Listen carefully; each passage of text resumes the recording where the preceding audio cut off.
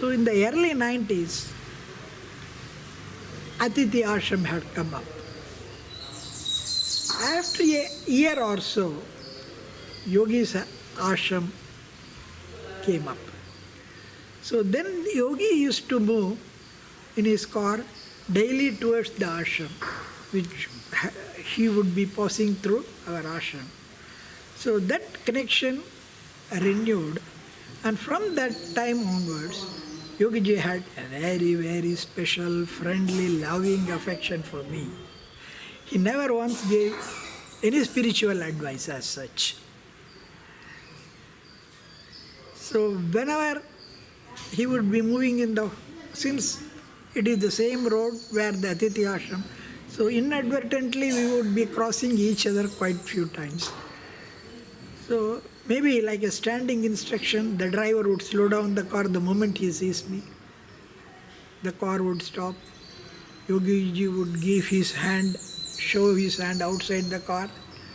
So he would take my hands and keep my hands with his hands, and then he would say a few words, or we would remain in silence.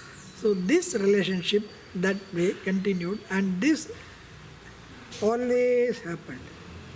Never ever once we crossed each other without stopping or exchange of loving words and kindness. And he had a great love and for our ashram and everything connected to the ashram.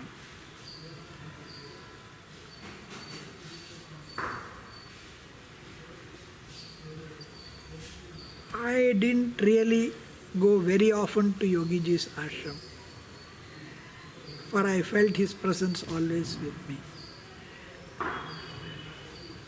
Once there was an old man. He was totally blind. He was shouting at the road, Yogi, Yogi, Yogi, like that, and no one was answering, and he was stumbling across. Then Yogi's driver, called Ravi, he came to me and said, Sir, this old man is an old associate of Yogi Ramsuratkumar in the early days. So could you please, can you wait him?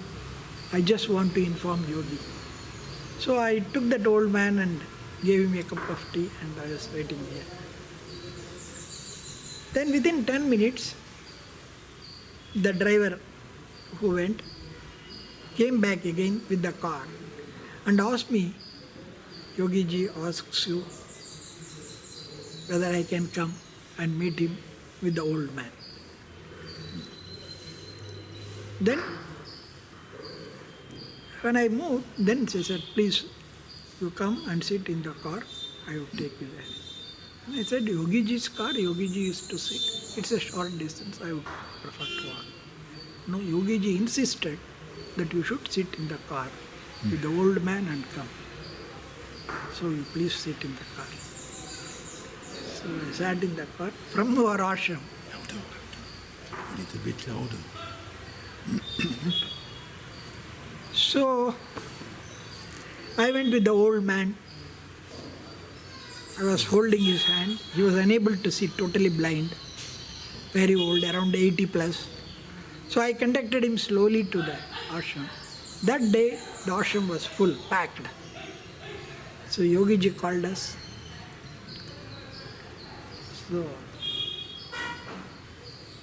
Yogiji asked, Swami, paattu paaduvingla? Would you sing Tirupugal? Oh, yes. The old man started singing. A very stentorian voice. Yogi asked the manager to come and record that. So when the recording, everything over, they exchanged the pleasantries. When the session was over, the yogi called me and requested, can you keep him in the ashram? I said yes. Then he has a daughter. Will you keep her also? I said yes. And his daughter has a daughter. Can she be also there? They have a son. Can they be there? They all can be there. So what would you do to them? And I would provide them accommodation. I would provide them food. And if they want to work in the ashram, they can work. Or if they want to find work, they can find work elsewhere. Providing accommodation and food, I would be responsible. So Yogi was very, very happy, very, very delighted, and blessed us. And when we left, he said, whatever he does is a blessing to the ashram. This is the words of Yogi. So I brought him to our ashram. Anyhow, the daughter or the granddaughter or the grandson, they don't want to come and live in the ashram. They prefer to live in the town where they were living. So he stayed back, that old man. His name, Yogiji used to call him Kuttadi Swami. So that Kuttadi Swami come and stayed here.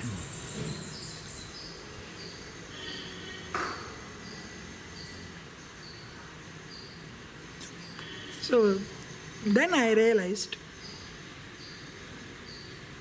this Kuttadi Swami is not an ordinary Swami.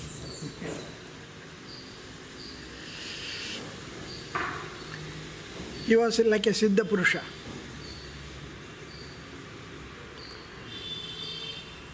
So his behavior was totally unpredictable.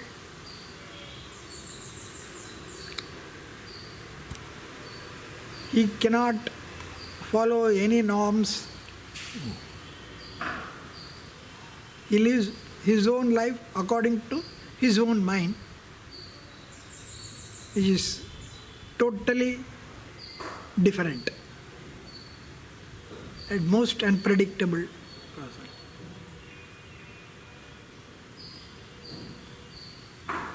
His actions cannot be comprehended by the human mind. Since I had accepted him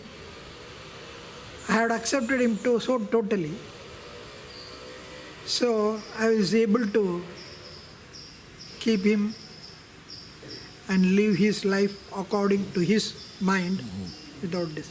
But I did know that it may not be possible for the devotees who come here to understand and comprehend. So when anybody would come and want to stay in the ashram, I would always tell, there is a Siddha Purusha here. I don't want anyone to make any complaints against him. So if you accept, then you can stay. So with that condition only I allowed people to stay. Because this Swami would hardly sleep. He would do strange things which might be very, very weird. For example, once he asked for a pipe, an iron pipe, which he used for water lines. These are galvanized iron pipes. So there was a bit of pipe. I don't know why he asked for it, so I gave it. He wanted it, I gave it. It's around 4 or 5 feet. So he would sit. And when the night comes, everybody goes for sleep. Or bang it on the floor. Bang, everywhere. He would be doing something like that. So the even floor, even if you can see now, the floors would be chipped off here and there. So we kept it like that. And there was a granite slab which was hollow below, which we used as a sitting place. So he would come and sit on that granite slab, keep this iron pipe in his hand, and he would swirling around that pipe on the stone which was hollow below, so it would go noise. He would do that throughout the night. Sometimes he would collect all the old cloths, this, that, all sundry items, makes into a big stick-like thing. Then he would bang it on the floor. Bang, bang, bang, bang. It's a big noise. And So these are all one or two things. There may be many, many things like that. So he was in some sense like a Zen master also.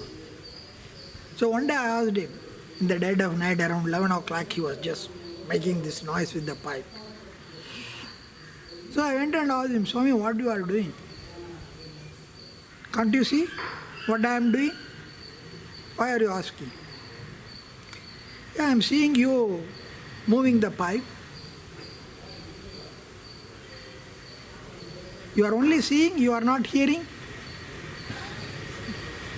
Yes, I said, I am hearing this sound. What is that sound? He asked. Oh, there is a sound. Listen to it more carefully. So I was listening. There was sound. So you cannot hear the sound properly? Now listen. Do you not hear Muruga, Muruga, Muruga? Then you wonder, it looks so. So he was doing it the whole night. That sound for him meant Muruga.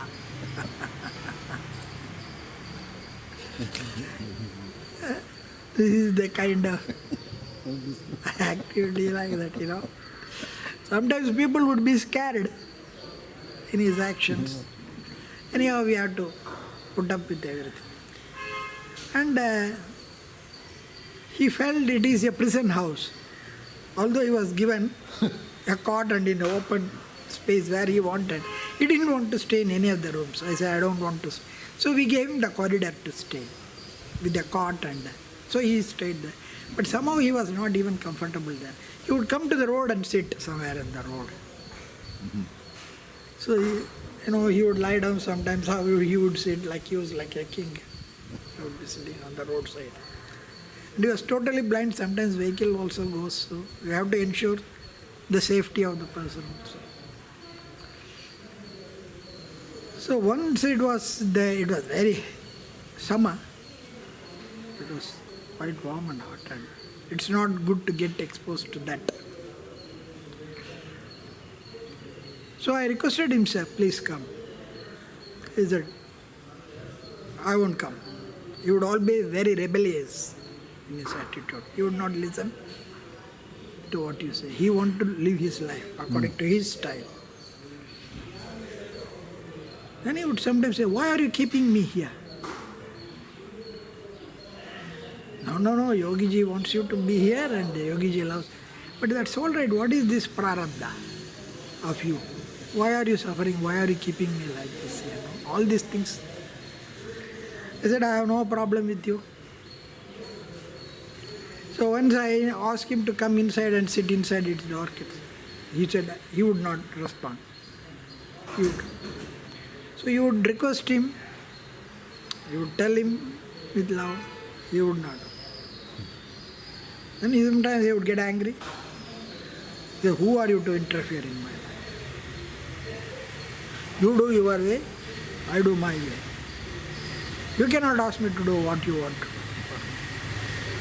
I'm not going to. I won't come. Okay, Swami, you want me to do what I want to do, I can do. So you do, I do what I want to do. You do what you want to do. Is that all right? He said, yes. Then I called two people.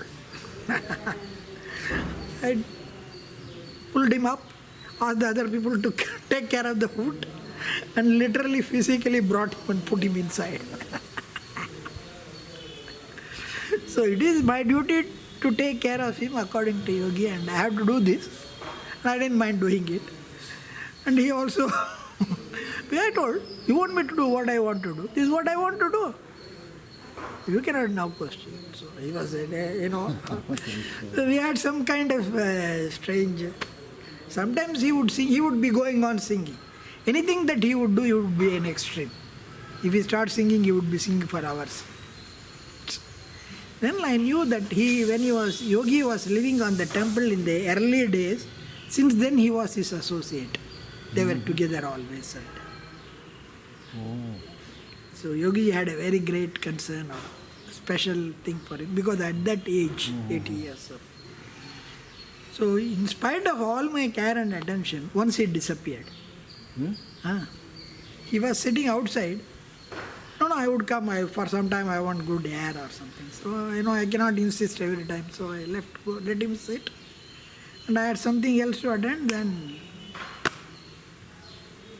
And it was a big worry for me. What to do, where to find. He was not to be found anywhere near. So then I went to Yogiji and said, this is what had happened. Then Yogiji said, he was in the habit of going to a village which is some 10-15 kilometers from here. There is no bus stand in that village. There was a huge tree, maple tree. Sometimes he would sit there. So I got the clue and then sent somebody here and he was found there. So he would pull, bundled up and carried back here. And he was kept here.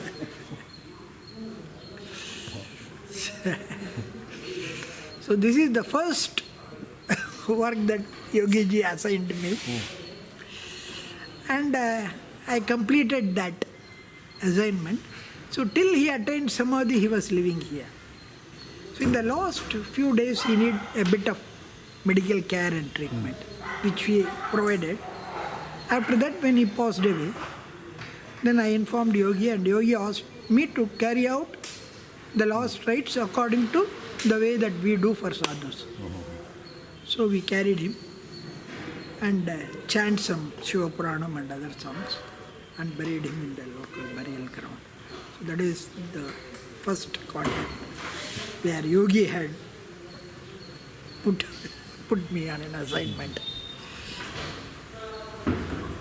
So once when Yogi was passing through the car, there was a satsang, so I was in the meditation hall doing satsang. Then Yogi's driver came. He said, Yogi is waiting, he is requesting you, can you come? I said, immediately I walked down. Then Yogi's car was standing on the road, middle of the road. This Kuttadi Swami had stopped the car. Had he entered into a conversation with Swamiji. And he was started singing some songs. So Yogiji was blocked.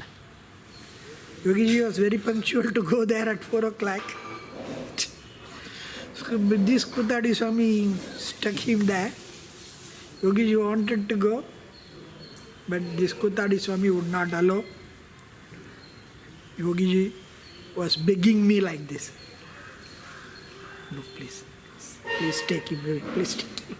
He could not move. He was bound by the devotion of this Kuttadi Swami. He was pleading me, like this, please take him away.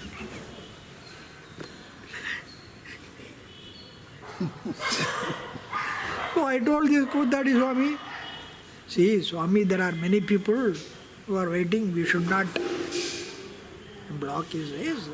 Please let him go. He should not be. So I was talking very mildly because he is a very volatile person.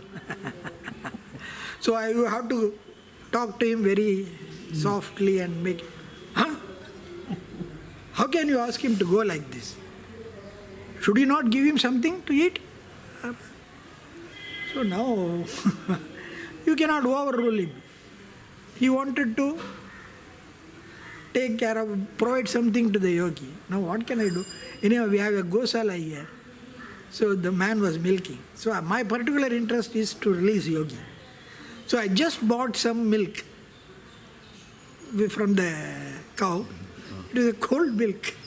But what to do? We have to give, otherwise this man would not allow him to go. So I gave it to Yogi. Yogi took a little and gave it back. So after that he said, okay, now it's fine, he can go. So Yogiji need permission to move. So Yogiji said like this. But that was a good thing to happen.